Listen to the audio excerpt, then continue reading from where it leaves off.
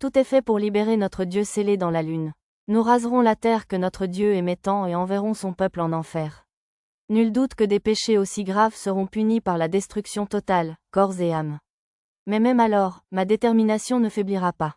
Je verrai notre grand Dieu libéré des chaînes de ces fausses idoles insensées. Il y a plus de monde que je ne le pensais. Le matin du réveillon du Nouvel An, Satou se trouvait sur le site préparé pour la cérémonie de purification du mal dans la capitale royale, sous prétexte d'être le chevalier gardien du baron Munno. Malgré cela, il ne portait ni armure ni même épée. Vêtu de ses habits nobles, il ressemblait davantage à un haut fonctionnaire qu'à un garde du corps. Bien sûr, comment faites-vous pour être toujours aussi insouciant? Le vicomte Nina soupira en regardant le baron Munno et Satou, qui semblaient parfaitement détendus malgré le fait qu'ils aient été séparés de leur guide. Ne vous inquiétez pas, nous savons où se trouvent les sièges des seigneurs. Cependant, de nombreuses zones avaient été interdites à la cérémonie, les obligeant à faire des détours successifs. Seigneur Satou. Satou se retourna à l'appel de son nom et vit la princesse Sistina lui faire un signe de la main en souriant. Athéna, la protectrice des cerisiers, qui accompagnait habituellement la princesse, accompagnait actuellement les 33 bâtons Shiga. Seigneur Satou, vous n'allez pas le croire. Le cerisier sacré a bourgeonné. Félicitations, je suis ravi de l'apprendre. Tout cela grâce à votre aide, Seigneur Satou. L'attitude inhabituellement douce de la princesse surprit les spectateurs, qui commencèrent à chuchoter. Sans hésiter, Satou présenta la princesse au vicomte Nina et expliqua à haute voix qu'il l'aidait dans une enquête afin de dissiper tout malentendu. Seigneur Satou, par ici. L'expression béate de la princesse se crispa soudain. Ce fouineur est là. Ah, monsieur Omimudori de la compagnie Sabé. Satou identifia calmement la personne que la princesse désignait du doigt. Il leur parut étrange qu'une personne aussi suspecte, suite aux incidents du monstre à la corde rouge, soit présente à la cérémonie de purification du mal. Votre Altesse, il semble qu'il soit ici en tant que sous-traitant de la compagnie Gokut, engagé pour l'organisation de la cérémonie. La dame d'honneur de la princesse lui transmit des informations qu'elle disait avoir obtenues d'un des ouvriers. Ne vous inquiétez pas, je surveillerai monsieur Omimudori, et les membres des 8 épéistes de Shiga sont également là pour protéger les personnes importantes. Même si des monstres à la corde rouge se présentaient, ils seraient éliminés en un rien de temps. Satou rassura la princesse, l'air inquiet. Il avait raison. 3 membres des 8 épéistes Shiga, les 33 bâtons Shiga, ainsi que de nombreux chevaliers sacrés et prêtres de haut rang de chaque temple, étaient tous là, prêts au combat. Ils devraient être plus que capables de vaincre presque n'importe quel adversaire sans que Satou n'ait besoin d'intervenir. Je peux toujours donner un coup de main si besoin, pensa Satou. 2 des 8 Shiga absents, Haim l'herbivore et Ryuona l'holacode, patrouillaient dans la partie basse de la capitale royale et le quartier des nobles. Je suppose que tout ira bien tant que vous êtes là, Seigneur Satou. Je ferai de mon mieux pour être à la hauteur de votre confiance, Votre Altesse. Satou sourit poliment à la princesse, qui semblait s'être réjouie. Votre Altesse, nous devrions nous rendre au siège royaux, suggéra la dame d'honneur à la princesse, remarquant que les gens commençaient à s'y rendre. Baron Munno, pardonnez mon intrusion. À plus tard, Seigneur Satou. Le baron s'inclina devant la princesse en signe d'excuse, et lui et Satou se dirigèrent vers les sièges réservés aux seigneurs du territoire. Pendant ce temps, Satou attendait dans les sièges des seigneurs le début de la cérémonie, ses pupilles.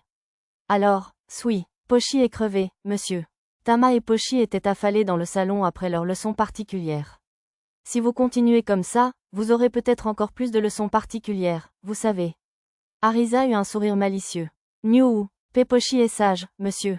Tama et Pochi se levèrent d'un bond et adoptèrent une posture correcte. Arisa s'écroula aussitôt de rire, réalisant qu'on s'était moqué d'eux, Tama et Pochi la grondèrent. Niou, très méchant, monsieur. Ah, pardon. Arisa se tourna vers le reste du groupe. Alors, qu'est-ce qu'on fait aujourd'hui? Salle de concert. Mia, je m'intéresse à la chorale d'enfants, je vous prie. Sachant que Mia dirigeait la chorale d'enfants à la salle de concert, Nana demanda à venir. Tu veux venir? Merci de m'avoir donné la permission, je réponds. Le visage de Mia se plissa en un sourire, et Nana serra la main de l'elfe dans les siennes, célébrant la victoire, même si son propre visage restait impassible. Alors Mia et Nana vont au concert. Tu fais de la sculpture, Tama? Oui. Tama hocha la tête et sortit le costume d'artiste qu'Arisa lui avait confectionné de son sac de fée. Et tu continues à écrire, Pochi? Pochi est un peu dans le pétrin, monsieur. Oh là là, vraiment? On dit qu'il vaut mieux faire une pause ou trouver l'inspiration quand ça arrive. Arisa ignora la mauvaise interprétation de Pochi du mot « creux » et lui donna un conseil. Implantation, monsieur? C'est ça, mets-toi une histoire dans la tête et, attends, non. Comme lire un livre d'images ou assister à des spectacles dans le parc où on est allé avant. Incapable d'ignorer son erreur une seconde fois, Arisa eut pitié et fit un petit numéro de comédie solo avant de continuer à donner des conseils.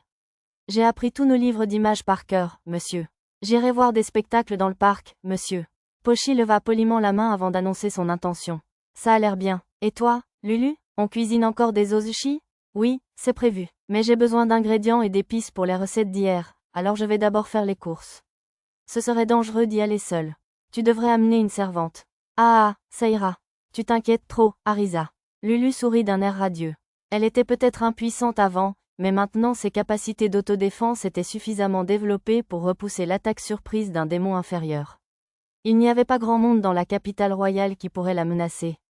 Tu es sûr? Eh bien, prends au moins ton bracelet bouclier et un pistolet magique. Je le ferai.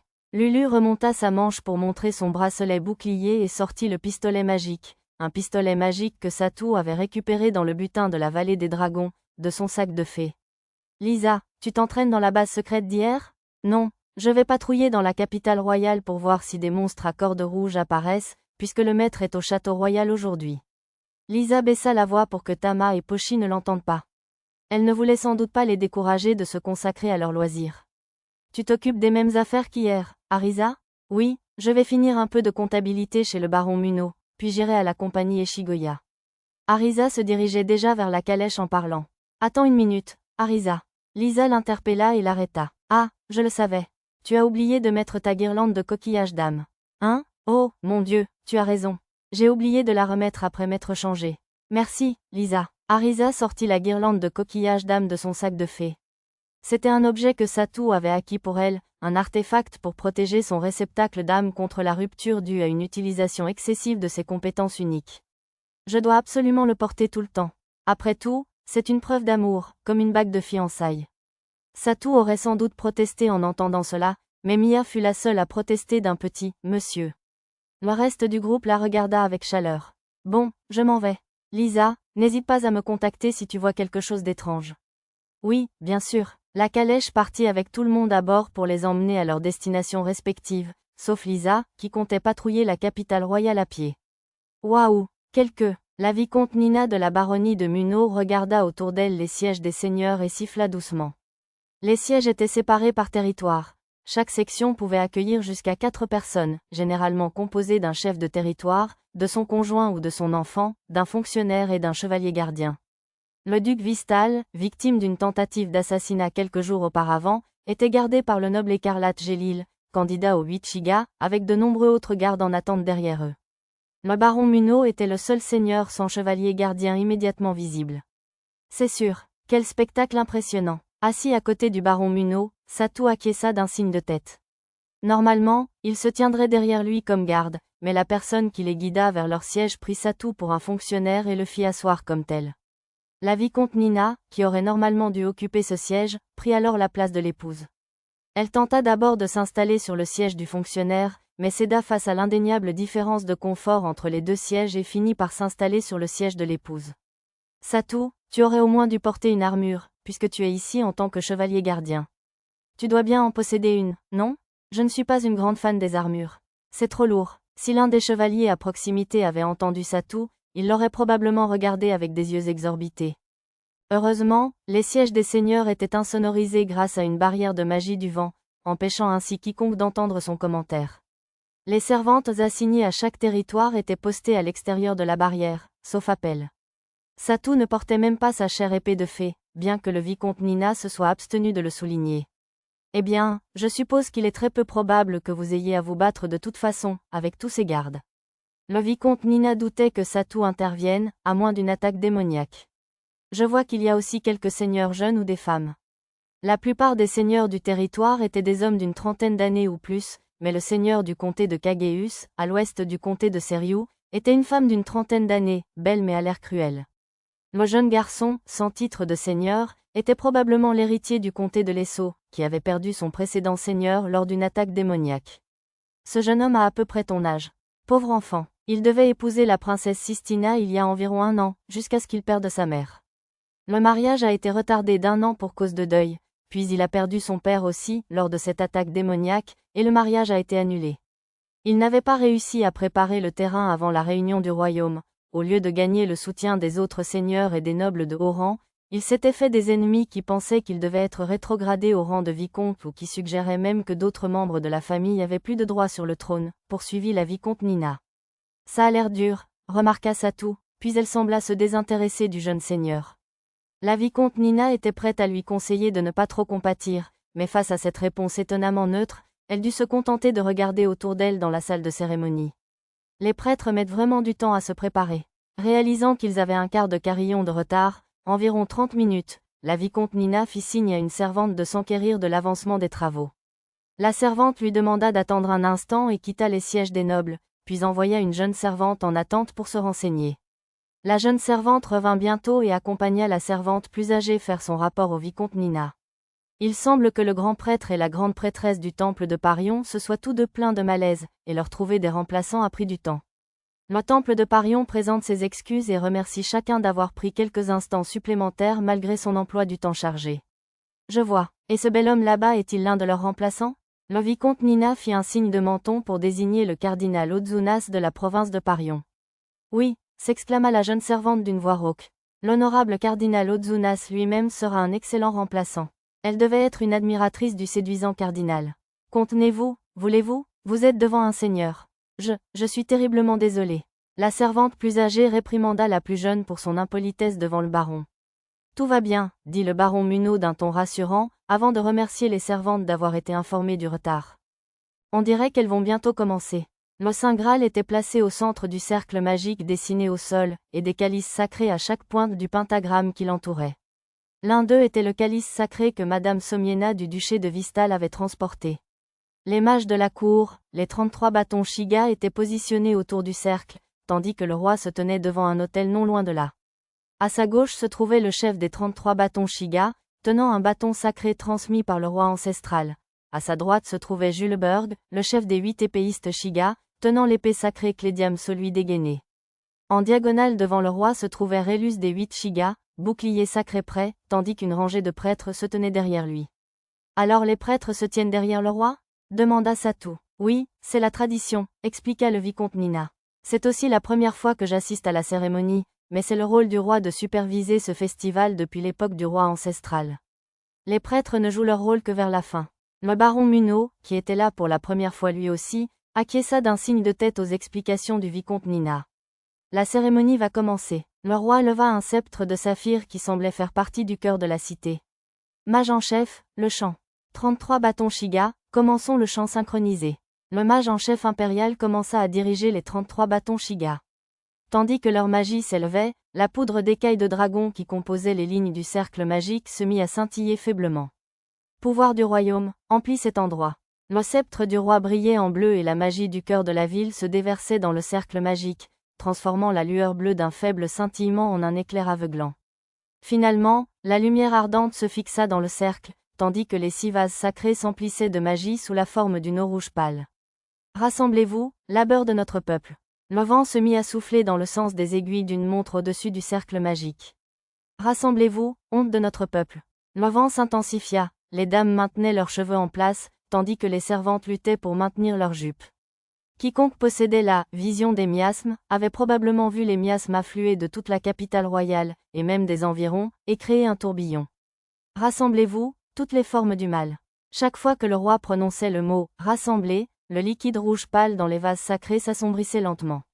Sous leurs yeux, plusieurs servantes et dignitaires commencèrent à se sentir mal et furent escortés dehors. La barrière entourant le cercle magique empêchait le miasme accumulé dans les vases sacrés de s'échapper, mais comme il devait traverser la pièce pour s'accumuler en masse dans les calices et le Graal, les personnes de constitution plus fragile en subissaient tout de même les effets. Et elles n'étaient pas les seules à ressentir les effets du miasme qui s'accumulait rapidement. Pendant ce temps, dans un atelier à l'écart du château royal. Professeur, avez-vous vu sa dernière œuvre? Des beignets gambadant avec des nuages, n'est-ce pas? Un motif étrange, mais au charme remarquable qui captive le spectateur. Le sculpteur marchait avec un élève plus âgé, observant ses autres élèves à l'œuvre. Comme toujours, de forts cliquetis résonnaient dans le parc tandis que les artistes travaillaient avec acharnement à leur sculpture. Niu, Tama, concentré sur sa propre sculpture, leva la tête en sentant un changement dans l'air. Il y a quelque chose de bizarre. Vous voulez dire le vent fort et une légère sensation désagréable? Demanda un sculpteur à proximité. Ah oui, Tama hocha la tête. C'est parce que c'est le réveillon du Nouvel An. Oui, ils font la cérémonie de purification du mal au château. Pas bizarre. Non, ça arrive tous les ans. Ne t'inquiète pas, concentre-toi sur ta sculpture. Oui.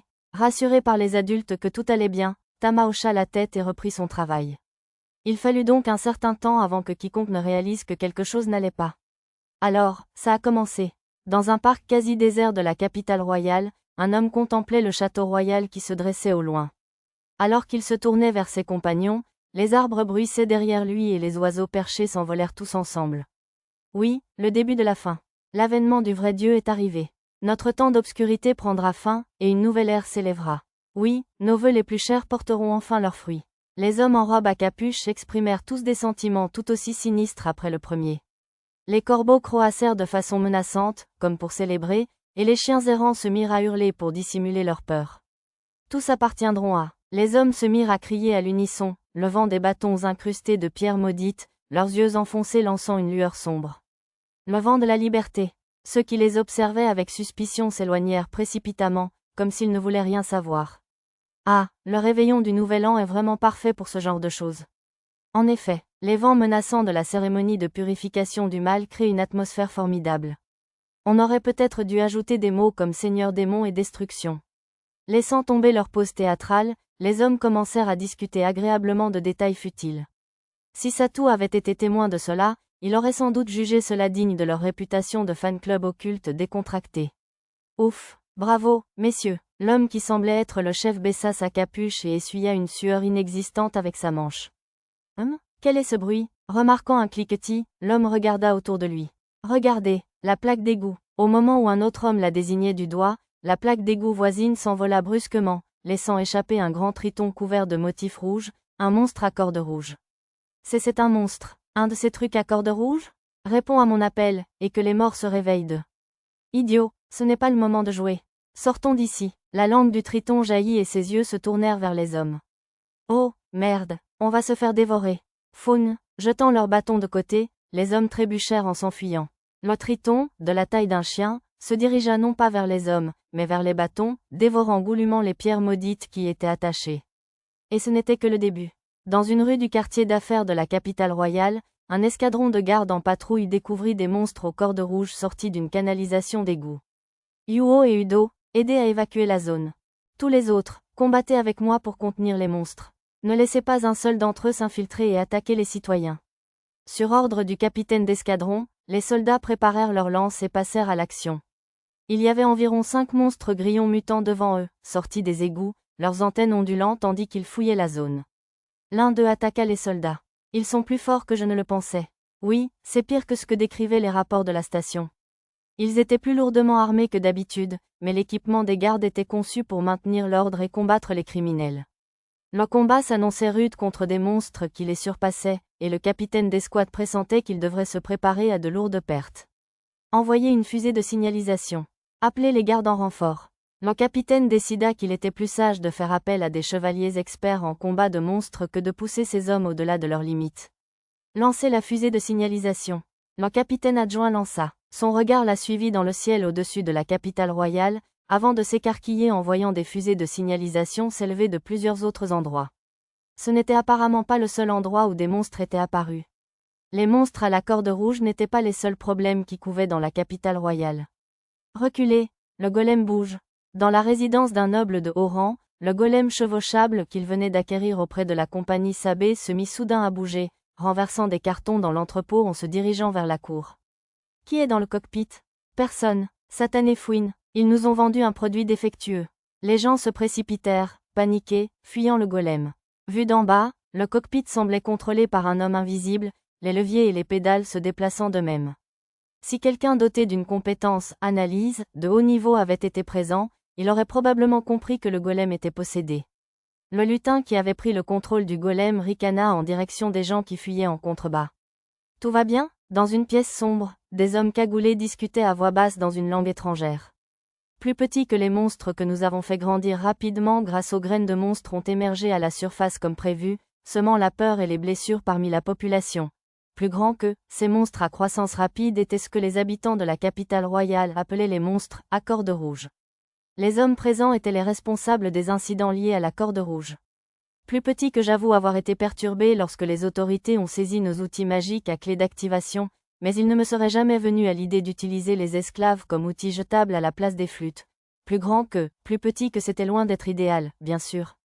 Mais en répandant la drogue d'activation parmi les esclaves, nous pouvons encore produire des monstres à croissance rapide à partir des créatures nourries aux graines de monstres. Plus grand que, l'homme grimaça. Plus petit que bien que la zone d'effet soit considérablement réduite. Plus grand que, entre les outils magiques émettant des ondes de signal et les animaux gavés de drogue, il était évident que les premiers fonctionneraient à bien plus grande échelle.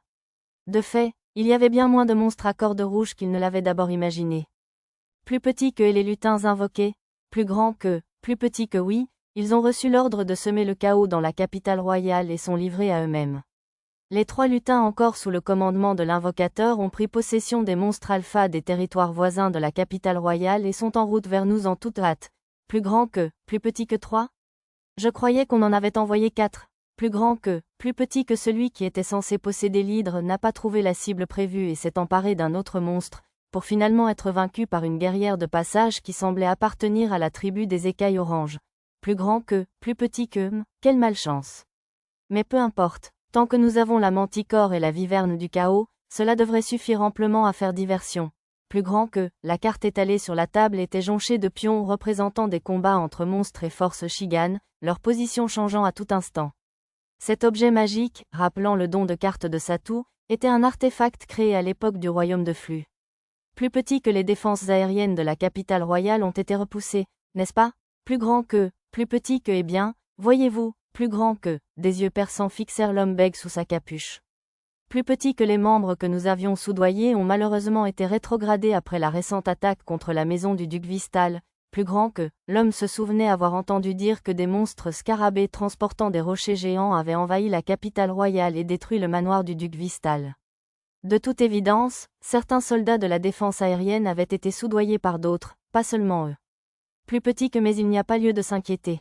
Le temps que la manticore et les autres arrivent, ils seront sans doute dispersés dans la ville à s'occuper des mouches, des chauves-souris et autres. Nous avons déjà envoyé des assassins à la tour de guet et au poste d'observation au sud. Le seul hic, c'est que lorsque les chevaucheurs de Wyvern apprendront cela, plus petit que il sera déjà trop tard. Plus petit que exactement, monsieur. Plus petit que alors prenons une autre contre-mesure. Placez un autre diablotin sous le contrôle de l'invocateur et faites-lui posséder une viverne dans sa caserne. Si le chaos règne à leur base, cela retardera certainement leur départ. Plus petit que excellente idée. Je prends les dispositions nécessaires immédiatement.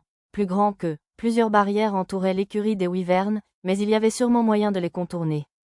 L'homme ne prit pas la peine d'aborder ce point en quittant la pièce. Plus petit que encore un peu, l'autre homme baissa la tête et regarda la carte.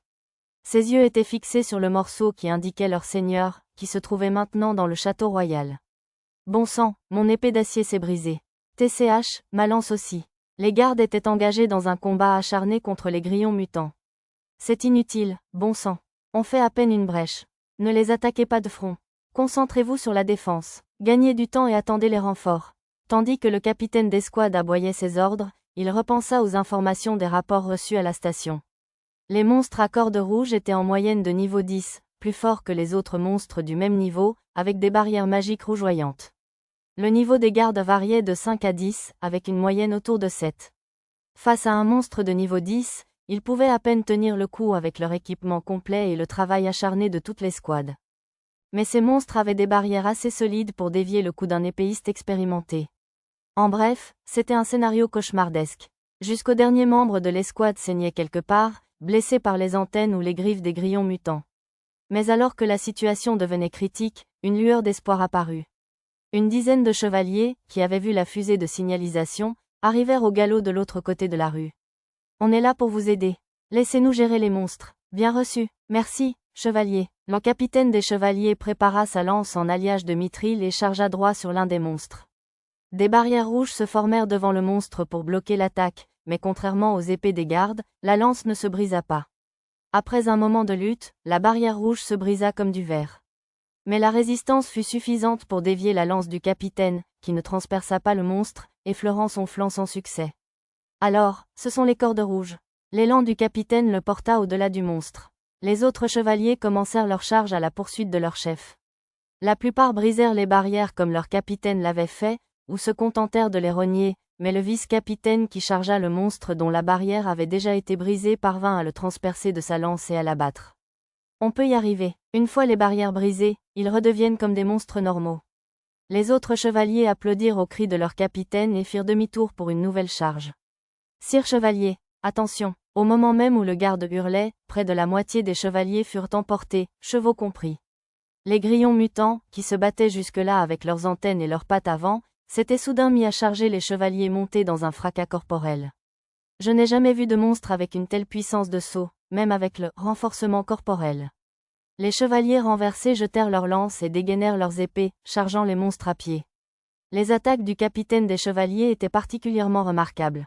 L'épée du champion offerte par sa majesté est vraiment exceptionnelle. Elle peut même traverser les barrières de ces monstres aux cordes rouges comme du beurre.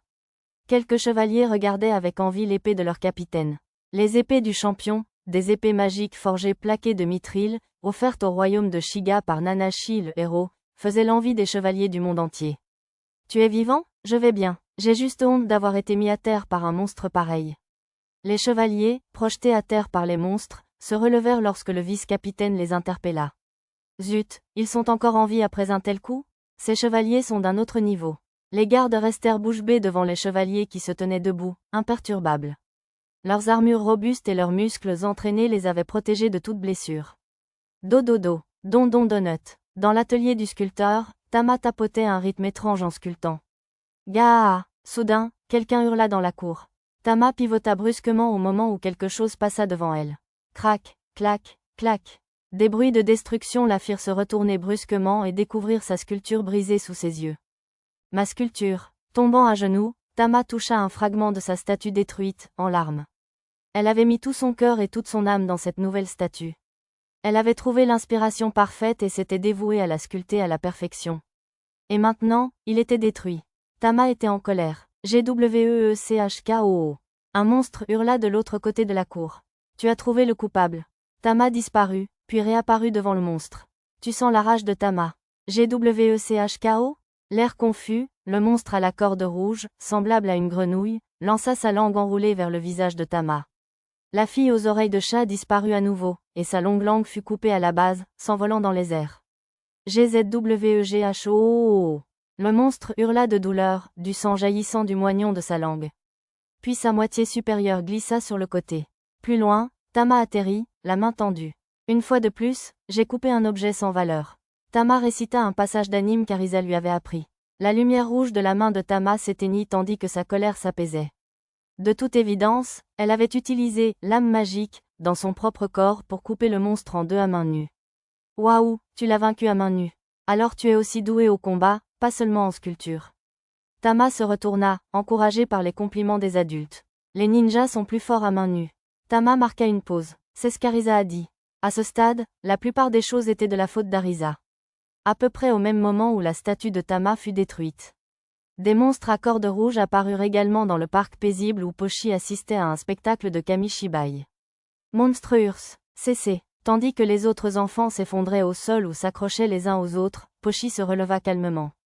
Mais même les adultes ne peuvent pas les vaincre. Les enfants désignèrent du doigt les adultes qui se faisaient bousculer par les monstres. Pendant ce temps, le conteur rassemblait désespérément les outils de son métier qu'il avait laissé tomber par surprise. C'est bon, monsieur. Vous devriez partir avec monsieur le conteur, monsieur. Pochi tapota la tête de l'enfant inquiète et sortit son katana de son sac de fée. Les personnes poursuivies par les monstres étaient blessées, mais heureusement, personne n'était mort. Le jour de repos de Pochi est terminé, monsieur. Il est temps de se battre, monsieur. Elle dégaina son katana de son fourreau en s'approchant du monstre, puis s'arrêta à proximité pour une frappe rapide. Un coup mortel, si. Oh non, il est coincé, monsieur. Pochi se força trop et ne réussit pas à dégainer son épée, et le criquet mutant la fonça sur elle. Puis le monstre fut coupé en deux par une attaque aérienne. Vous allez bien? Celui qui avait sauvé Pochi posa un sabre sur son épaule en parlant. Monsieur Haim, merci, monsieur. Pochi va bien, monsieur. C'est bien. Aidez-moi, alors. Haim l'herbivore, 7e membre des 8 épéistes de Shiga, fusilla du regard les nouveaux monstres qui émergeaient de l'étang du parc. Ils sont plus nombreux que je ne le pensais. Ne laissez aucun monstre approcher des civils. Oui, monsieur. Pochi rangea son katana, qu'elle ne maîtrisait pas encore parfaitement, et sortit son épée courte magique familière. Courant après Haim, elle abattit tous les monstres qui échappaient à son sabre d'un mouvement fulgurant. Ses contributions étaient si impressionnantes que son échec précédent semblait un mensonge. C'est parce que cette épée n'a pas été taillée au combat, monsieur. Tandis qu'elle abattait des monstres avec aisance, elle marmonna quelque chose qui ressemblait presque à une excuse. Personne n'était là pour commenter son incompétence avec l'expression « à l'épreuve du combat ». Je protégerai les larves, je vous le signale. Son épée et son bouclier prêts, Nana se tenait dans la salle de concert, protégeant la chorale des enfants de l'essaim de monstres qui s'approchaient de la scène. Mademoiselle Nana, s'écria l'un des garçons. Ils arrivent aussi des coulisses. Nana n'était venue que pour observer pendant que Mia dirigeait la chorale, mais tandis qu'elle traduisait les instructions brèves et insuffisantes de Mia, les enfants commencèrent à l'appeler « Mademoiselle ». Activez bouclier flexible, je vous le déclare. Nana produisit des boucliers transparents grâce à sa capacité fondation et les positionna pour protéger les ailes. Mademoiselle Nana, Mademoiselle Mia s'est réveillée. MRR, Mia avait été écrasée par les enfants paniqués lorsque les monstres apparurent, la laissant brièvement inconsciente. Mia, urgence, au rapport. Demande de renfort. Bien que l'expression de Nana ne changeât pas, il était clair que les monstres pouvaient percer ses défenses à tout moment. Kyubushu ballon. Mia activa un sort de magie de l'eau mineure d'un champ rapide, repoussant l'essaim de monstres. Activé, coup de bouclier, je déclare. Dès que Mia eut réduit leur nombre, Nana élimina les monstres qui tentaient de passer à côté de son bouclier. Abri de ruisseau Ryuzui Kekai. Les actions de Nana laissèrent à Mia le temps de lancer un sort de barrière intermédiaire. C'était probablement le résultat d'une coordination de groupes finement affinés, fruit de leur combat dans le labyrinthe. Mia, peux-tu utiliser la magie spirituelle ou la magie d'attaque tout en maintenant la barrière? Je demande. Facile. Mia lança un sourire suffisant et fit le signe de la victoire à Nana, puis entama un long chant. À mi-chemin, des monstres ressemblant à des mouches et des chauves-souris déferlèrent du plafond pour attaquer, mais Nana les terrassa facilement à coups de lance et d'épée. Krei Garudafu Urayu Suzu. Un oiseau doré scintillant apparut devant Mia. Il déploya ses ailes et flotta dans la salle de concert, telle une puissante étoile. Vas-y. Sur un bref ordre de Mia, les plumes dorées du Garuda se détachèrent de ses ailes et commencèrent à anéantir tous les monstres aux cordes rouges. Waouh, mademoiselle Mia, les elfes sont incroyables. Cet oiseau doré est tellement génial. Tandis que les enfants couvraient Mia d'éloges, Nana exprimait une déception palpable, malgré son expression restée impassible. T'étais super aussi, mademoiselle Nana. Oui, vraiment, tu nous as tous protégés. Merci, mademoiselle Nana. Des larves. L'aura de Nana se transforma en une profonde émotion tandis que les enfants s'occupaient sagement de tout arranger. Merci aussi, mademoiselle Mia. Mia hocha la tête placidement. Il restait encore des monstres à vaincre, mais ce n'était probablement qu'une question de temps avant qu'ils disparaissent eux aussi. Une nuée de moustiques? Si c'est le cas, ces insectes sont un peu trop gros. Pendant que Tama, Pochi et les autres affrontaient des monstres, Lisa avait elle aussi découvert quelque chose d'étrange dans l'immense réservoir de la station d'épuration. Les personnes à proximité semblaient avoir remarqué la même chose, pointant du doigt l'essaim d'insectes rouges foncés tourbillonnant au-dessus de la surface de l'eau, entouré d'une clôture. De l'autre côté se trouvait un tuyau relié au reste de la station d'épuration. Des insectes rouges. Non, ce sont des monstres. Lisa sortit sa lance criquet adorée de son sac de fée. Ce serait plus facile si Lulu ou Arisa étaient là. Lisa n'avait pas beaucoup de moyens anti-aériens. Elle sortit son outil de signalisation d'urgence et appuya sur le bouton monstre repéré. Je suis sûre qu'Arisa ou le maître s'occuperont du reste. Comme Lisa le pensait, elle chargea sa lance de lame magique. Ce ne sont pas que des insectes. Ce sont des monstres. Le cri d'un spectateur attira les insectes à la poursuite de la foule, qui commença à fuir. Alors que la nuée d'insectes se rapprochait, une boule de lumière rouge les transperça. C'était le tir de lame magique de Lisa, destiné à attirer leur attention. Monstre, venez à moi, si vous ne craignez pas ma lance. Elle utilisa la compétence provocation sur son cri, attirant les monstres vers elle. Oh non, les monstres ont poursuivi la dame à la queue. Courez, madame, ils sont trop nombreux pour que vous puissiez les affronter seuls. Avant même que leurs cris ne cessent, les monstres volants, de la taille d'une tête humaine, se mirent à tirer sur Lisa comme des balles. Lisa ne vacilla pas, même sous le raz-de-marée des monstres volants qui la frappaient. Un coup, un balayage, un autre. Ces mouvements de lance étaient assez classiques, mais déchaînés à une vitesse incroyable. Chaque fois que le bras de Lisa étincelait, le nombre de cadavres de monstres autour d'elle augmentait. toute cette avalanche rouge sombre. Elle la déchiquette avec sa lance. Mais qui est donc cette dame? Les spectateurs furent si stupéfaits par le spectacle qu'ils s'arrêtèrent pour regarder, oubliant leur vol. Une lanceuse, avec une queue, murmura l'un des spectateurs, trouvant enfin la réponse. Je sais, c'est Lisa de la Lance Noire, la lanceuse la plus puissante de tous les temps, qui a même vaincu Jules Berg l'inarrêtable. Au moment même où les hommes commençaient à s'exclamer, une ombre noire jaillit du tuyau. C'était une chauve-souris géante, d'une envergure de plus de 9 mètres. Elle tournoyait dans les airs comme pour chasser les mouches, puis se mit à piquer sur Lisa. Attention, ça arrive d'en haut. Lisa avait déjà pointé sa lance vers le ciel. Elle avait dû sentir l'attaque surprise de la chauve-souris à la façon dont les mouches fuyaient dans tous les sens. D'abord des mouches, et maintenant une chauve-souris. En murmurant ces mots, Lisa lança sa lance vers le ciel, transperçant la chauve-souris qui plongea vers elle de la bouche au ventre. Lisa était encore sur ses gardes lorsqu'elle entendit le carillon de la voix tactique s'activer, suivi de la voix d'Arisa. Vous m'entendez, tout le monde? D'autres monstres à cordes rouges sont apparus dans la capitale. Levant les yeux vers les fusées éclairantes colorées qui jaillissaient dans le ciel les unes après les autres, Lisa comprit que ce n'était pas le seul endroit où quelque chose clochait. Elle sortit une lance de jet de son sac fée et abattit une mouche en fuite tout en écoutant Arisa. J'ai reçu les instructions de notre maître. Sors les cartes que nous t'avons distribuées et rappelle-toi que les emplacements sont codés. Regardant sa propre carte dans son sac de fée, Lisa se mit à courir vers la zone qui lui était assignée. Peu avant que Lisa n'appuie sur le bouton d'alerte d'urgence. Sous le regard de Satou et de ses compagnons, la cérémonie de purification du mal touchait à sa fin. Un liquide noir d'encre remplissait les vases sacrés, tel un miasme matérialisé, et les 33 bâtons Shiga avaient reculé de leur position autour du cercle magique, remplacés par les membres du clergé de chaque temple. À ce moment précis, l'outil de communication d'urgence dans la poche de Satou vibra pour indiquer une alerte. Alors que Satou cherchait à savoir de qui venait le message, Arisa le contacta par téléphone. Maître, Lisa et quelques autres ont croisé des monstres à cordes rouges. La situation semble stable pour l'instant, près du manoir du baron Munno. Les 3 filles bêtes avaient tout envoyé des signaux d'urgence. J'ai aussi un rapport de Lulu au marché. Elle n'a pas vu de Redrop, mais il y a plein de fusées éclairantes dans le ciel. Arisa semblait utiliser le téléphone pour parler à Lulu en même temps. Satou ouvrit sa carte et examina la répartition des monstres apparus dans la capitale royale. Ils sont apparus dans plus de 30 zones différentes. Principalement des quartiers commerçants, des marchés, des théâtres, des parcs, ce genre de choses. Les monstres terrestres n'ont pas un grand rayon d'action, mais il y a des monstres volants comme des insectes et des chauves-souris qui se sont répandus sur une zone considérable. Il n'y a pas de dégâts dans le quartier noble? Seulement des endroits où de nombreuses maisons de la petite noblesse sont serrées les unes contre les autres, où les gens organisent des garden parties, etc.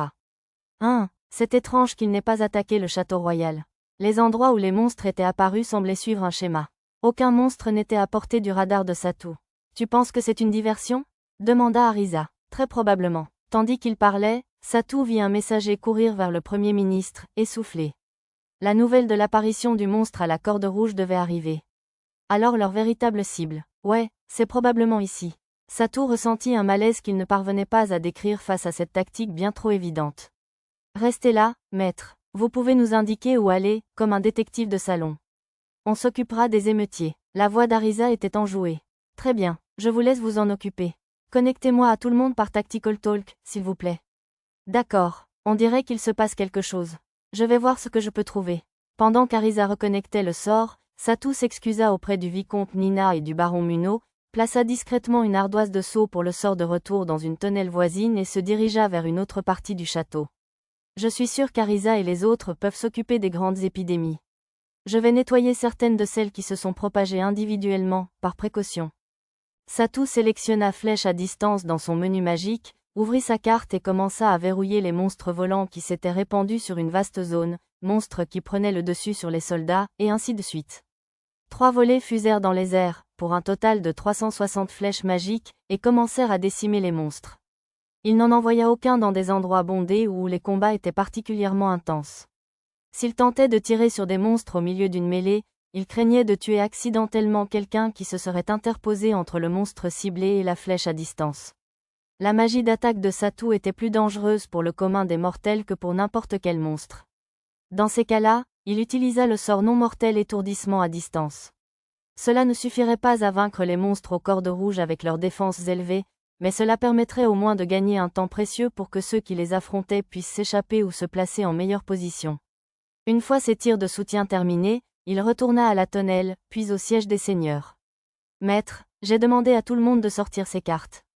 Vos instructions? 3 grands monstres approchent du château royal, mais vous pouvez les ignorer.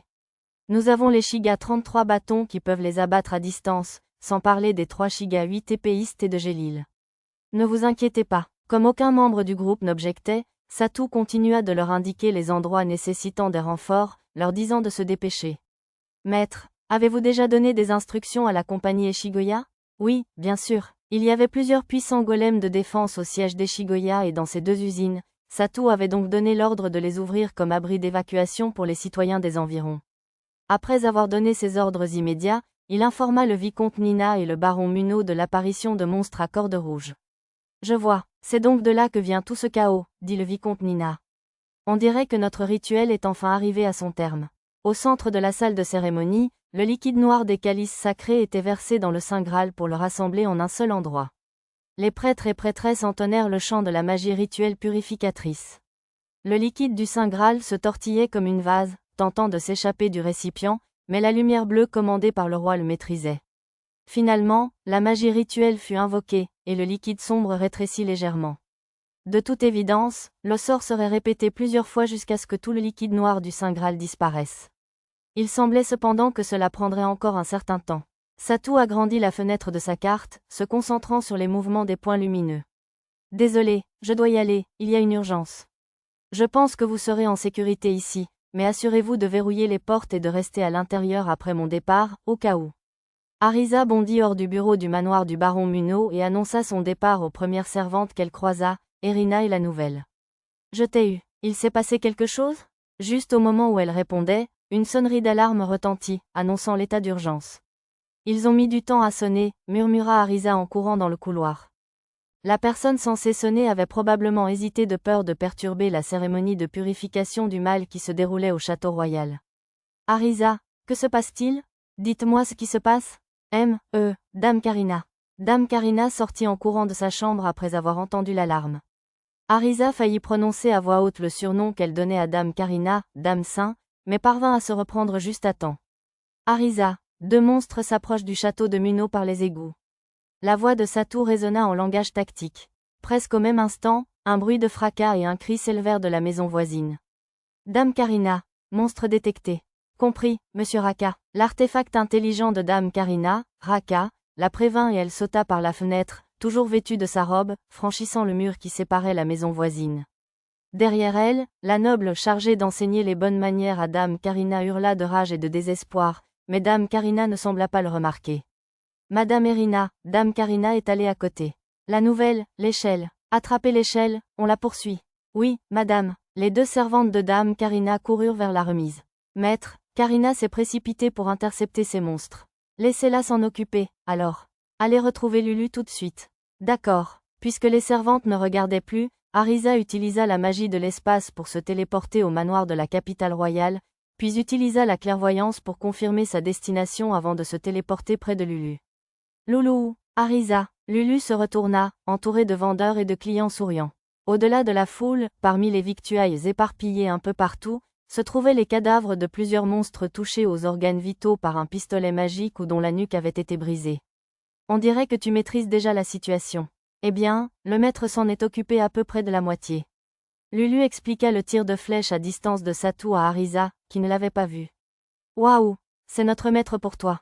Arisa utilisa la magie de l'espace pour confirmer qu'il n'y avait plus de monstres dans les environs avant de prendre la main de Lulu et de s'enfuir dans une ruelle. Merci, mademoiselle. Reviens quand tu veux. Je te fais une grosse réduction. Merci de nous avoir sauvés, dame aux cheveux noirs. Les personnes que Lulu avait sauvées lancèrent des remerciements en s'enfuyant. Une fois hors de vue, Arisa se téléporta au sommet d'un aqueduc, Lulu à ses côtés. Ils sont plus nombreux que je ne le pensais. D'après Satou, les soldats hommes-oiseaux de la défense aérienne de la capitale royale livraient un combat aérien acharné contre des monstres à cordes rouges. Les chevaucheurs de Wyvern, retardés par un incident, étaient en route pour intercepter les grands monstres qui approchaient du château royal, ralentissant leur réaction face aux monstres qui volaient au-dessus de la capitale comme s'ils en étaient les maîtres.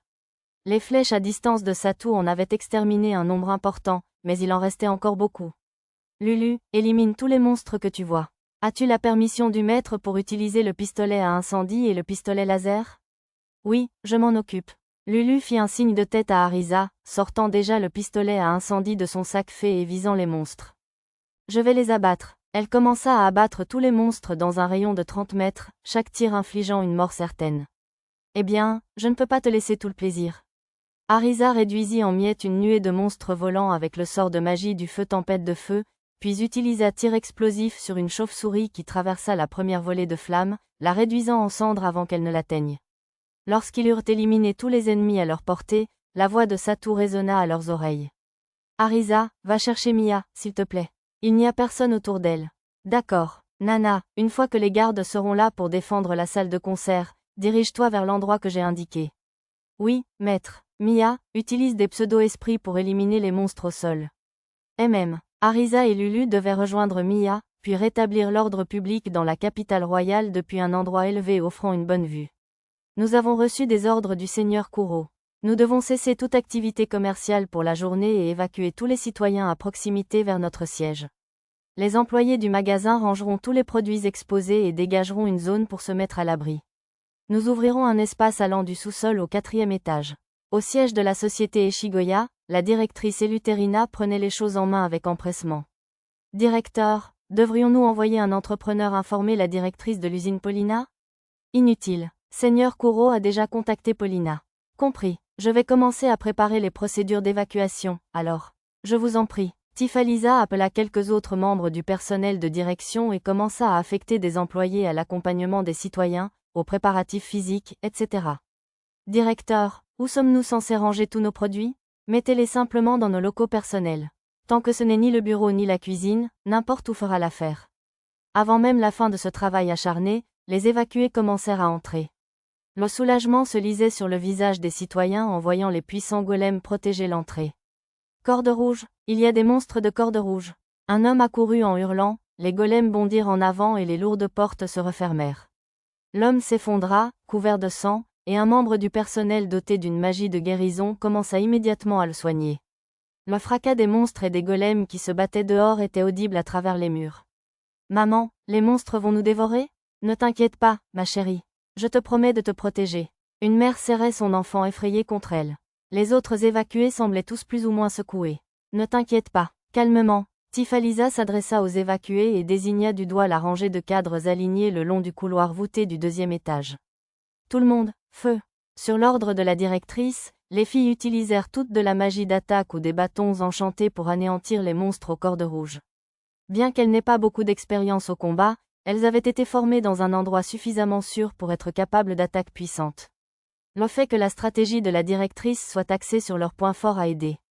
Pendant ce temps, ailleurs en ville. Lisa, tourne à droite au carrefour plus loin.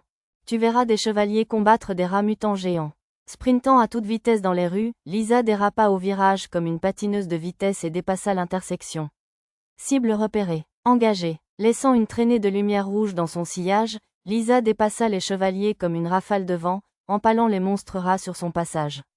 Cible détruite. Prochaine cible repérée. Vas-y. Après ça, il y a d'autres monstres de l'autre côté du bâtiment, au bout de la rue. Les soldats sont en danger. Compris. Multipliant les compétences renforcement corporel, Lisa accéléra encore sa course tandis qu'elle éradiquait 2 rats mutants géants qui dévoraient un cadavre. Attaque à la lance hélicoïdale. Lisa traversa le bâtiment devant elle pour lancer une attaque surprise sur les monstres rats de l'autre côté. Tandis que les décombres volaient dans les airs, la lance de Lisa transperça le cœur d'un rat mutant géant, envoyant des ondes de choc de l'autre côté.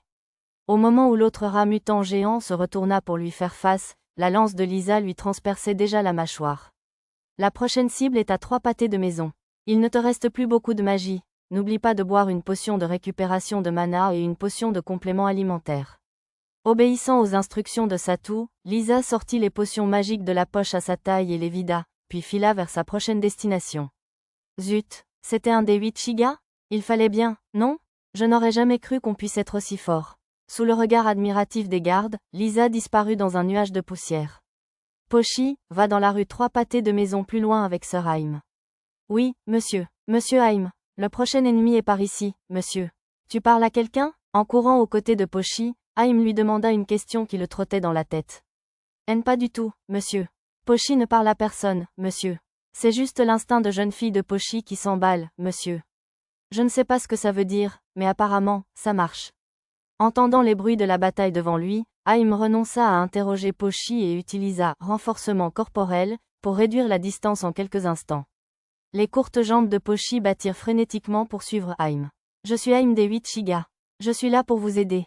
Arrivé le premier sur les lieux, Haïm cria aux chevaliers et aux gardes qui se débattaient. Monsieur Haïm, nous avons du renfort des 8 Shiga. Le désespoir disparut des visages des hommes, remplacé par une lueur d'espoir. Pochi et Pochi, monsieur. Pochi est là aussi pour vous aider, monsieur. Pochi tenta d'imiter Haïm, se présentant et se jetant dans la mêlée. C'est trop dangereux, petite fille. Restez en arrière. Les hommes s'exclamèrent avec inquiétude tandis que Pochi suivait Haïm. Mais leurs avertissements cédèrent bientôt la place à un silence stupéfait lorsqu'ils virent Pochi brandir son épée imprégnée de lames magiques pour découper les monstres les uns après les autres. Voyant que son escrime était quasiment à égalité avec celle de Haïm, l'inquiétude des hommes se transforma en acclamation. Pochi, une fois que tu auras terminé, va au parc, là-bas. Oui, monsieur. Tu es sûr que tu ne parles à personne? Demanda Haïm, dubitatif. Bien sûr, monsieur. L'instinct de jeune fille de Pochi est tout simplement irrésistible, monsieur. Haïm semblait apprécier les réactions de Pochi plus que chercher à lui extorquer la vérité. Son secret était bien gardé pour le moment. Je suis là pour t'aider, je te le rapporte. Mademoiselle Nana. En arrivant devant l'usine d'Eshigoya, Nana interpella la directrice Paulina, qui gardait l'entrée. De nombreux ouvriers du quartier étaient rassemblés sur le terrain de l'usine, dont des jeunes qui semblaient être des élèves de l'Académie royale. Il y a des monstres qui sèment le trouble dans l'usine d'à côté, expliqua Paulina à Nana en la conduisant vers le mur d'enceinte. Tiens, c'est la blonde au gros cul qui traîne avec le jeune maître. Elle s'appelle Madame Nana, espèce d'idiot. Madame Nana, Luna, la cadre qui se promenait sur un renard de pierre, et Neru, la rouquine, qui portait un bâton de vent, firent signe à Nana. Merina, une autre cadre, était là avec Luna pour observer.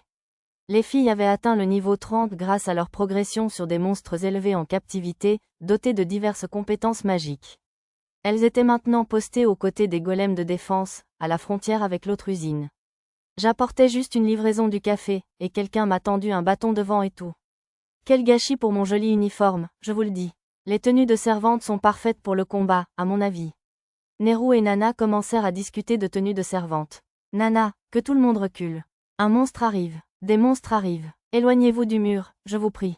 Peu après l'avertissement de Nana, des monstres jaillirent du mur. Stupide grillon, battez-vous si vous ne voulez pas être traité de punaise de toilette, je vous le déclare. Le cri de Nana, imprégné de la compétence, provocation, attira la colère des monstres. Son épée magique et son bouclier massacrèrent monstre après monstre. Je vais me joindre à vous. On ne peut pas laisser ce nouveau venu nous trahir. Le bâton de vent de Neru renversa un criquet mutant, et le sort de magie de terre de Luna, lancé de pierre, empala le criquet par en dessous, tandis que Merina lançait le sort de magie de foudre. Tiens, notre magie a rebondi. Alors c'est ça l'effet corde rouge? Il faut se débarrasser de ces barrières. Laissez-moi faire, je vous le déclare. Le bandeau frontal de Nana masqua la lueur sur son front tandis qu'elle utilisait sa capacité de fondation, briser la magie, pour détruire les barrières protégeant les monstres à la corde rouge. Maintenant, au rapport. À son insistance, les filles lancèrent leur sort, réussissant cette fois à détruire les monstres. Au même moment, Nin, Tama, vêtue de sa tenue de ninja rose, sauta de toit en courant vers une voix qui appelait à l'aide. À l'aide, ma mère est coincée sous les décombres. D'accord. Au moment même où elle aidait la personne coincée à sortir des décombres. Ma fille est toujours au 2e étage. Monsieur, vous ne devez pas, vous risquez d'être brûlé vif si vous y retournez. Attendez l'arrivée d'un utilisateur de magie de l'eau, je vous en prie. Vient ensuite une personne coincée dans un immeuble en feu. En chemin, s'aspergeant d'eau, Tama remonta le mur à toute vitesse et entra par la fenêtre fumante du 2e étage. Je suis de retour. Elle revint bientôt, une petite fille dans les bras. Ah, Shin, père. Saluant le père et la fille en les enlaçant, la jeune fille aux oreilles de chat partit à la recherche d'autres personnes ayant besoin d'aide. Tama, la ninja chat, ne laisserait jamais une tragédie frapper sous sa surveillance. De tels miracles se produisaient simultanément dans toute la capitale royale, mais même ce groupe remarquable de jeunes filles ne pouvait en sauver qu'un nombre limité. Certains soldats et chevaliers se battaient encore avec acharnement sans leur aide. C'est enfin le dernier. Les hommes dépenaillés s'entraidèrent, bandant leurs blessures les plus graves. Même les chevaliers relativement aisés ne pouvaient se permettre de boire des potions magiques à la légère. Ouais, on a eu raison de ces grillons. On n'aurait pas cru qu'on aurait survécu si un de ces rats s'était pointé. Ouais, peut-être si on avait eu une épée de champion comme le capitaine. Nos épées et nos lances en acier ne serviraient à rien. Ces mots pouvaient paraître pathétiques, mais en vérité, les soldats et les chevaliers qui avaient rencontré le rat mutant géant pour la première fois avaient subi de lourdes pertes. Même les rapports disaient que c'était le plus puissant des monstres à cordes rouges. Malgré l'encerclement de plusieurs chevaliers royaux, ils avaient été incapables de le vaincre jusqu'à l'arrivée de Ryuona, le débroussailleur des 8 épéistes de Shiga, qui l'avait vaincu. Aïe, un cri aigu retentit dans une allée adjacente. Merde, un monstre a dû s'enfuir. On n'a pas le temps de se reposer, je suppose. Les chevaliers coururent vers la ruelle. Ce qu'ils y trouvèrent n'était pas le grillon mutant auquel ils s'attendaient, mais le dos d'une énorme créature ressemblant à un rat mutant géant. L'appendice tressaillant qui dépassait de sa gueule semblait être la patte d'un grillon mutant qui avait échappé aux chevaliers. La fille dont le cri avait attiré leur attention était coincée sous la patte du rat. Elle était inconsciente et immobile. Bon sang, en parlant du diable. On ne peut pas s'enfuir comme ça, cependant. C'est vrai, je jure sur la fierté des chevaliers du royaume, on va sauver cette fille. Yaa! Prends-toi à quelqu'un de ta taille, espèce de bête. Les chevaliers coururent vers le rat mutant géant, le narguant par derrière avec tout le courage qui leur restait. Le rat, qui commençait à renifler la fille, reporta son attention sur les hommes. Ses yeux perçants fixaient les chevaliers, qui déglutissaient, craignant désormais pour leur vie. Pourtant, même s'ils tremblaient, leur détermination, chevaliers et hommes, leur maintenait les pieds fermement ancrés. Mais la réalité est cruelle. Les chevaliers furent balayés d'un seul coup de queue du rat. Alors que le sang lui coulait aux yeux, l'un des chevaliers leva les yeux et vit le rat mutant géant soulever la jeune fille vers sa gueule. Merde, je ne peux pas bouger. Allez, bon sang, battez-vous encore un peu, jura l'homme, essayant de remettre son corps meurtri en action. Waouh, quel courageux jeune homme.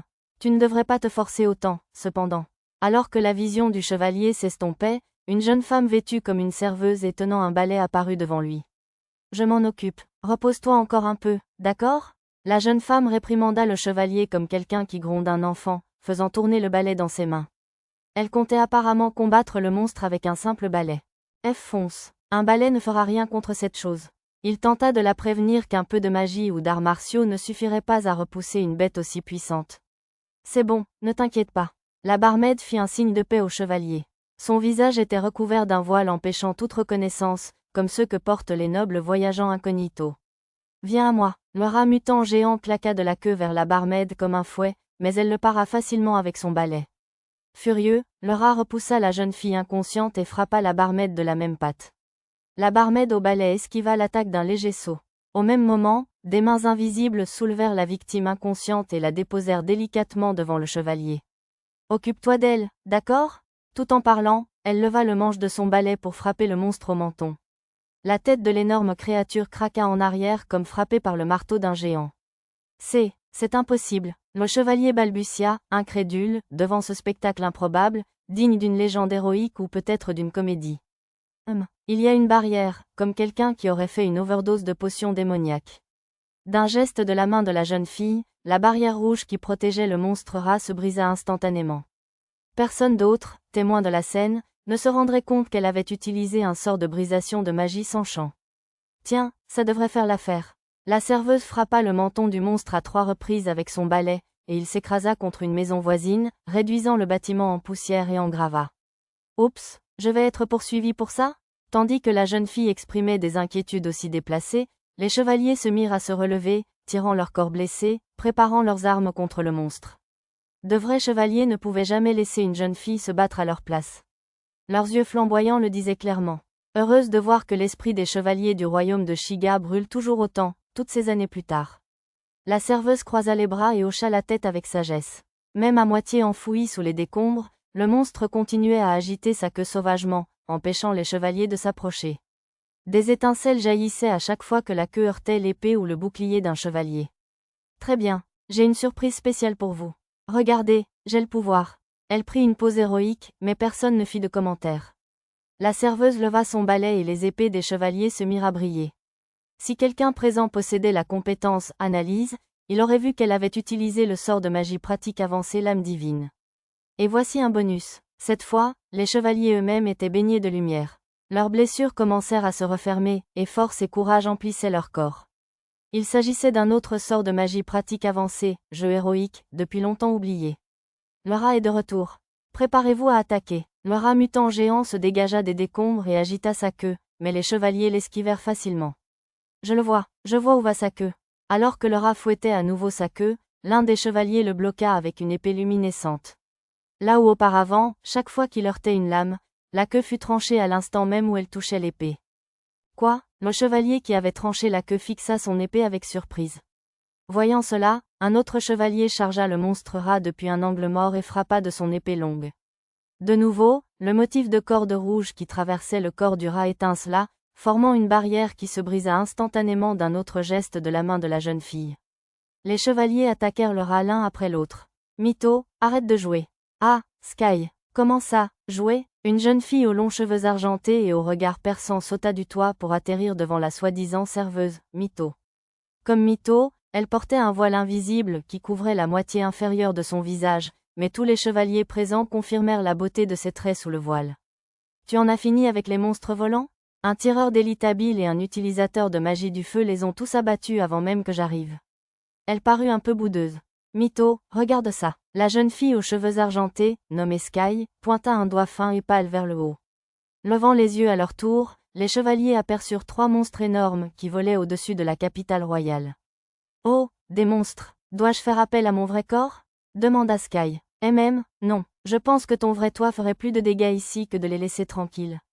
C'est une appréciation injuste. Je pense que c'est une appréciation tout à fait juste. Mytho sauta sur un muret voisin jusqu'au toit, tandis que la belle aux cheveux argentés la suivait avec des ailes de chauve-souris. On dirait qu'il se dirige vers le château royal. Peut-être que notre aide ne sera pas nécessaire, alors? Non, probablement pas. Je pense qu'ils ont Clédiam Solui et Gyalarorn, et probablement aussi un épéiste sacré et quelques successeurs des 8 épéistes de Shiga. On va surveiller de près, alors? Ouais, on peut intervenir si ça tourne mal. Tu es tellement surprotecteur. Ah, ne sois pas bête. Les 2 femmes sautèrent de toit en toit, se dirigeant vers le château royal. Je suis inquiet. Le visage bienveillant du baron Munno était voilé d'inquiétude. Un autre prêtre effectuant la purification du Saint Graal avait été envoyé à l'arrière. 3 d'entre eux étaient en état d'overdose suite à l'utilisation excessive de potions de récupération magique, et 2 avaient été touchés par un miasme à haute concentration, portant le total à 5 prêtres contraints de se retirer et d'être remplacés. Les 2 seuls survivants depuis le début étaient le cardinal Ozunas et un vieux prêtre de niveau 50. Qu'est-ce qui ne va pas? Le vicomte Nina regarda Satou, qui avait brusquement relevé la tête. Quelque chose arrive. Juste au moment où il parlait, une autre sonnette d'alarme retentit. Une ombre trop grande pour être une viverne apparut, tournoyant au-dessus de leur tête. Est-ce une viverne alpha? Demanda le vicomte Nina. Apparemment, on l'appelle une viverne du chaos. L'écran de Lara de Satou indiquait qu'elle était de niveau 60. Il arrive, on nous attaque. Le baron Munno pointa le ciel. La viverne du chaos plongea vers le lieu de la cérémonie et s'écrasa contre la barrière que le Premier ministre avait érigée avec le cœur de la cité. La barrière se fissura et une puissante rafale de vent balaya les murs sonores de magie du vent entourant les sièges des seigneurs. Percé, pistolet papillon bleu. Elmina, la manipulatrice du pistolet magique des 8 épéistes de Shiga, fut la première à tirer. Esprit de la capitale royale, détruisez notre ennemi. Plusieurs lumières du cœur de la cité jaillirent des sièges des seigneurs, tirant sur la viverne du chaos qui s'écrasa avec les éclats de la barrière et transperça la magie qui protégeait le monstre. Je suppose que c'est le mieux qu'on puisse faire avec de la puissance empruntée. Elle a l'air plus forte qu'une hydre. Les comtes Seriou et Kuanu fusillèrent la viverne du regard tandis qu'elle s'écroulait au sol en hurlant. Duc Vistal, baron Munno, nous devrions intervenir aussi. HMPH, comme si on avait besoin que des gens comme vous nous le disent. Oh bien sûr, le jeune héritier du comte Lesso n'avait pas rejoint la bataille non plus, mais il ne contrôlait pas encore le cœur de la cité, le forçant à se réfugier derrière la protection de ses chevaliers. Si la plupart des ministres possédaient également des morceaux du cœur de la cité, seul le ministre des armées, le marquis Kelton, et le vice-ministre, le comte Bopan, purent se joindre aux seigneurs dans l'attaque. Les chevaliers impériaux protégeaient les vipes qui observaient le rituel, tandis que les chevaliers sacrés encerclaient la viverne du chaos. Shiga 33 bâtons. Utilisez la sorcellerie synchronisée. Ne perdez pas le temps que les seigneurs nous ont fait gagner. Oui, monsieur. Les mages entamèrent un long chant sur l'ordre du chef des mages impériaux. HYHAA. Celle-là est mine. Avec un rugissement pervers, une femme légèrement vêtue chargea la viverne du chaos. Seriuona le lacote des 8 épéistes de Shiga, s'exclama quelqu'un. Prends ça, guillotine de la mort. Une faux géante de lame magique rouge flamboyante traça un arc de cercle dans l'air et frappa le cou de l'énorme viverne. Au premier abord, on aurait dit que le cou avait été tranché d'un seul coup, mais une aile griffue bloqua le choc. TCH, cette chose bouge vite pour une si grosse bête. Ryuona recula d'un bond. Toi, là, gamin. Ouais, toi, celui qui a combattu Monsieur Gwen à armes égales. Aide-moi. Alors que Satou hésitait à la demande de Ryuona, le vicomte Nina le pressa d'avancer. Vas-y, tout ira bien. Les autres seigneurs nous protégeront, le baron et moi. D'accord, je reviens. Prends ça, ami de la sorcière. Alors que Satou s'avançait, les mains vides, le comte Kuano lui lança la lame cérémonielle en mithril accrochée à sa taille. Merci. Satou dégaina l'épée élégante et combattit la viverne du chaos aux côtés de Ryuona.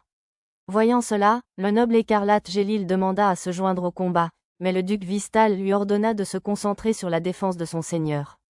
Nous avons d'autres compagnons. Le comte Zetz leva les yeux au ciel et cria. L'un était un monstre tigre volant dans les airs de niveau 50, appelé tigre aérien, tandis que l'autre était une manticore de niveau 52, une bête à tête de vieil homme, corps de lion et ailes de chauve-souris. Le chant est terminé, hurla le mage impérial en chef. Enfer, un vortex cramoisi, amplifié par la sorcellerie synchronisée, engloutit les deux monstres. Le tigre aérien parvint à s'extirper des flammes, mais ses pattes arrière furent presque réduites en cendres, le projetant au sol.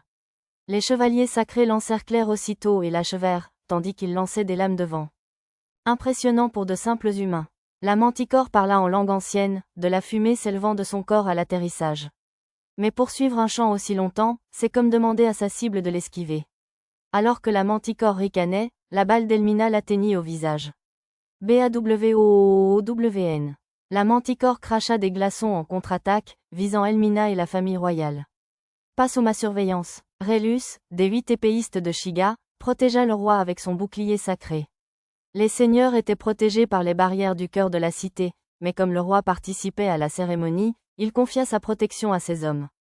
Juleberg, je vous autorise à quitter mon camp. Triompher du monstre. Bien sûr, votre majesté. Juleberg remit Clédiam celui au page du roi et accepta sa fidèle lance des mains d'Elmina. Nous, les prêtres, pouvons nous en occuper, votre majesté, dit le cardinal Ozunas au roi. Veuillez utiliser votre pouvoir pour vous protéger. Le front du cardinal saignait, il avait dû être touché par l'un des glaçons de la manticore. Merci beaucoup, j'accepte votre offre. Lorsque le roi cessa d'aider à la cérémonie de purification du mal, le liquide noir et collant frappa les parois du Saint Graal, tentant de déborder. Vous ne vous en sortirez pas. Les mains luisantes, le cardinal saisit le liquide et le repoussa dans le récipient. Les autres prêtres et prêtresses s'exclamèrent sous le choc. C'est trop dangereux, votre grâce. Cela vous épuisera et vous videra de votre énergie. Je vous en prie, ne vous inquiétez pas pour moi. Nous ne devons pas laisser le rituel être interrompu. Le cardinal sourit, ses dents blanches étincelantes. Mais une veine se creusa sur son front tandis qu'il luttait contre le miasme, et ses bras se teignirent d'un noir de jet. Grand esprit de la capitale royale, le roi Cétéraric de Shiga sollicite votre aide. Chaîne de la justice, enchaînez mon ennemi. Retenez l'ennemi. Le roi utilisa le pouvoir du cœur de la cité pour immobiliser la manticore au sol. Rélus, toi aussi, rejoins Juleberg et détruis ce monstre. Non, sire, mon rôle est de vous protéger.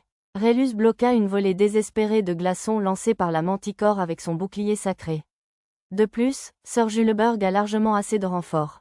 Après avoir vaincu la viverne du chaos, Ryuona l'Holacode et Pendragon l'intouchable combattaient la manticore aux côtés de Juleberg l'invincible. Impressionnant. Ryuona se porte bien aussi, mais personne ne peut égaler son talent de lanceur. D'accord, même si je dois dire que la contribution de Sir Pendragon me paraît tout aussi importante. Au commentaire de Rélus, le roi observa la bataille plus attentivement. Je vois, il entrave les tentatives d'esquive de la manticore et laisse Juleberg et Ryuona l'attaquer, tout en bloquant ses attaques contre eux deux pour qu'ils ne soient pas blessés. Fidèle à son surnom d'intouchable, Satou fonçait sans une égratignure, malgré son rang en première ligne. À seulement 15 ans, le garçon avait un avenir terriblement prometteur, pensa le roi. Arrête de lutter, cria Ryuona. Il faut du vent, chasse ce brouillard. La manticore avait recouvert la zone d'un brouillard froid. Tandis que tout le monde attendait que quelqu'un vienne disperser le brouillard, sans que personne ne produise la magie du vent requise, quelque chose se produisit près du Saint Graal. Le miasme est suffisamment condensé. Oublions le reste et commençons la purification immédiatement. Le prêtre qui dirigeait la cérémonie s'adressa au cardinal. Non, ce ne sera pas nécessaire. Comment ça, la purification ne sera pas nécessaire? Le cardinal se contenta de sourire au prêtre dubitatif. Mais, votre grâce, si nous nous arrêtons maintenant, le miasme que nous avons recueilli dans la région remplira la capitale royale, et les citoyens seront gravement intoxiqués. Je ne vois pas où est le problème. Les autres prêtres restèrent incrédules devant les paroles cruelles du cardinal. Que dites-vous? Les enfants des orphelinats que vous visitez et les personnes âgées des bidonvilles seront les premiers à tomber, vous comprenez? La loi du plus fort est la loi du monde. Je regrette seulement de ne pouvoir les voir souffrir de mes propres yeux. Ce contact avec des miasmes denses a-t-il affecté votre esprit? Appelez des renforts, le cardinal est. Mon esprit n'est pas assez faible pour être transformé par des miasmes, je vous l'assure. Le cardinal interrompit le prêtre qui appelait une équipe de secours. Alors pourquoi, un saint homme aussi renommé que vous, au service de la déesse Parion, C'est répugnant. L'idée de servir de telles fausses idoles me rend malade. Le sourire du cardinal s'évanouit, remplacé par un regard intense. Je ne sers qu'un seul Dieu. Je ne suis qu'un apôtre, ici pour rappeler le vrai Dieu à nous. De fausses idoles, le vrai Dieu. Vous êtes un adorateur de seigneurs démons? Au moment même où le prêtre comprenait la véritable nature du cardinal, le brouillard de la manticore se répandit et recouvrit la zone. Intervention divine, assurément. Le cardinal agita les doigts, et le liquide noir d'encre qui emplissait le Saint Graal se précipita vers les prêtres, aveuglés par le brouillard. Le visage couvert de cette substance visqueuse, les prêtres furent aspirés dans le Saint Graal. En quelques secondes, leur force vitale fut aspirée, les transformant en coquilles agonisantes. Maintenant, place à la touche finale. Debout au centre du Saint Graal, le cardinal écarta les bras tel un acteur sur scène. Comme par magie, plusieurs cristaux jaillirent du liquide noir dense et flottèrent dans l'air autour de lui. Ô cristaux noirs, écoutez-moi et exaucez mon désir. Le cardinal saisit les cristaux, la philosophia maléfique, et avala le plus gros morceau d'un trait. NGAH. Le cardinal se prit la tête et la poitrine dans une douleur intense. Le tissu semblable à un turban qui enveloppait sa tête se détacha, révélant une touffe de cheveux violets l'espace d'un instant. Ô Seigneur, le seul vrai Dieu. Notre Dieu tragique, scellé dans la lune par les complots maléfiques des fausses idoles insensées. Sa voix tremblait tandis qu'il priait le ciel. Des ondulations de lumière violet foncé parcoururent le corps du cardinal, formant un cercle magique de la même couleur à ses pieds. Que ce fragment de ton corps te serve de médium pour te libérer un instant de tes chaînes. Utilise le fragment qui réside en moi comme guide pour te manifester sur cette terre. Alors qu'il levait les yeux vers le ciel, une multitude de cercles magiques apparurent et recouvrirent le château royal, non, toute la capitale royale. Ciel, regarde ça. Un immense cercle magique était apparu, le château royal en son centre. Ce cercle magique. Oh non, c'est vraiment horrible. La jeune fille aux cheveux argentés, qui observait la bataille au château du haut d'un clocher lointain, se retourna, l'inquiétude se lisant sur son visage perspicace pour la première fois. C'est bien ce que je crois? Oui, c'est sûr. Même Mito, d'ordinaire si insouciante, semblait tendue en fixant Sky, qui était arrivée à la même conclusion. Je me transfère à mon vrai moi. Veuillez prendre soin de ce corps. Après avoir déclaré cela avec tristesse, la belle jeune fille s'effondra soudain comme un jouet à court de pile. Mito la rattrapa avant qu'elle ne touche le sol. Connexion perdue. Maître déconnecté. Restauration de l'autorité de contrôle de l'avatar. Passage en mode autonome. Mito, à vos ordres? Dans les bras de Mito, Sky, effondré, se mit à réciter d'une voix monocorde ce qui ressemblait à des messages système. Ouf, Sky arrivera-t-elle à temps, ou la capitale royale va-t-elle être détruite? Mito ôta sa tenue de serveuse et enfila une robe de son inventaire. En tout cas, tu peux aussi aider. Comment t'appelles-tu déjà? Je suis un homoncule semi-autonome de sang de dragon, répondit l'être qu'on appelait Sky. Je n'ai pas de nom précis. Autrement dit, c'était un homoncule possédé par l'être connu sous le nom de Sky jusqu'à il y a quelques instants.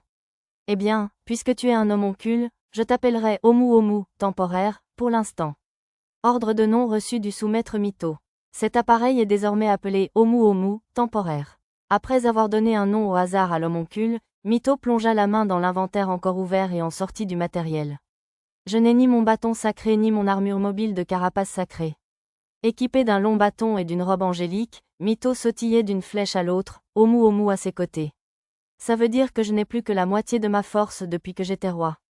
Et même à l'époque, je n'y suis parvenu que grâce à l'arrivée du dieu dragon. Assez de pleurnicherie, Mito se frappa la joue. L'invocation n'est pas terminée. Je n'ai pas été assez rapide pour l'arrêter la dernière fois, mais cette fois, j'y arriverai quoi qu'il arrive. Se ressaisissant, Mito s'élança vers le château royal. Omu, soutenez-moi, s'il vous plaît. Ordre confirmé. Je garde Mito. Mito continua d'avancer, presque comme si elle savait que la personne qu'elle attendait était juste devant. Je ne peux pas me laisser ralentir. Surtout pas avant d'avoir vu Ichiru. Mito fila dans le ciel.